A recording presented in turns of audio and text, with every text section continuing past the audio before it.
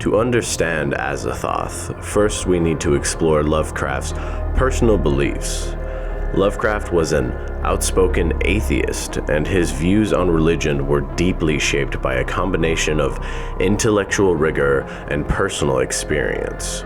Born in 1890, Lovecraft was raised in a time when religion played a central role in Western society. His early experiences with religion were marked by disillusionment. He was exposed to the rigid doctrine of Christianity and brought up by a controlling, worrisome, and at times cruel mother who perished in the same mental asylum 17 years after the death of his father, who contracted syphilis shortly before going mad. An early life of mental illness and death led him to reject these ideas of Christianity in favor of a materialistic, scientific view of the world.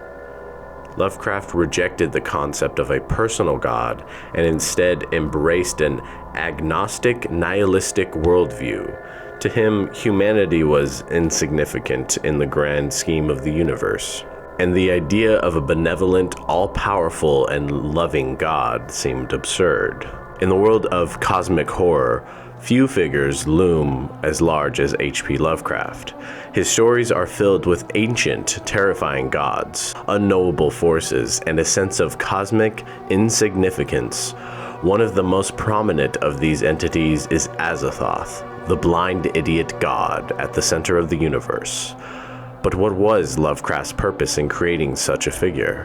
What does Azathoth represent, and how does it tie into Lovecraft's personal worldview, particularly his complicated and often antagonistic relationship with the concept of God?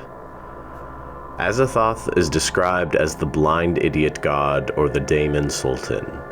In Lovecraft's mythos, he is a god of incomprehensible power, yet utterly mindless and chaotic.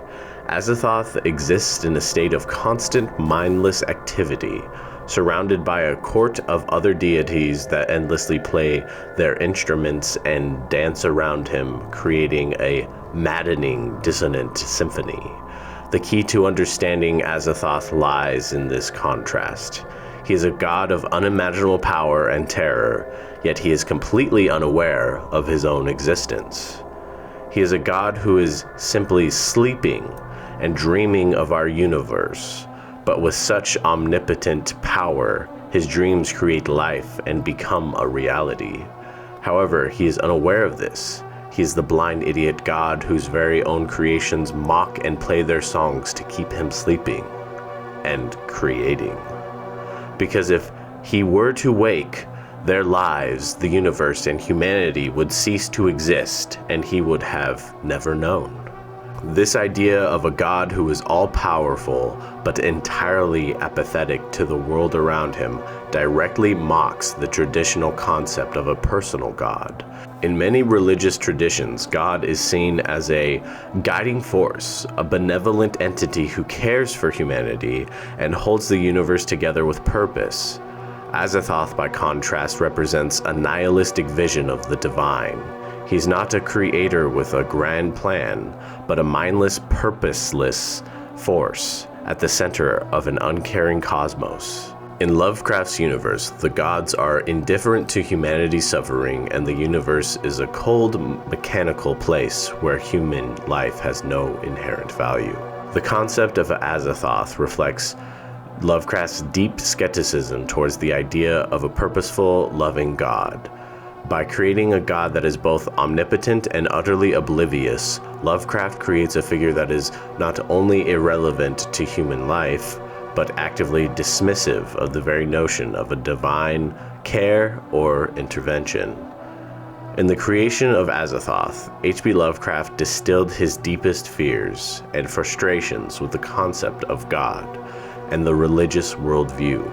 Azathoth is a symbol of cosmic indifference. He is both a rejection of the comforting, ordered view of God found in traditional religions, and a reflection of Lovecraft's belief in the ultimate insignificance of humanity. In the end, Azathoth serves as a terrifying reminder of the cosmos' uncaring nature. Where religion once promised a guiding hand, Lovecraft's Azathoth offers only the abyss, a universe where gods are blind and humanity is left to navigate the void, uncertain and alone. It is in this void that Lovecraft's cosmic horror thrives, and in Azathoth we find the pinnacle of that terrifying godless universe. After all, what's more terrifying? A universe where God does not exist and we are truly alone? Or a universe where, yes, God does exist, we indeed have a creator, but he is simply unaware, unbothered, indifferent, and holds no value for you and the life of his creations, as if you were but a grain of sand in a bottomless, barren abyss.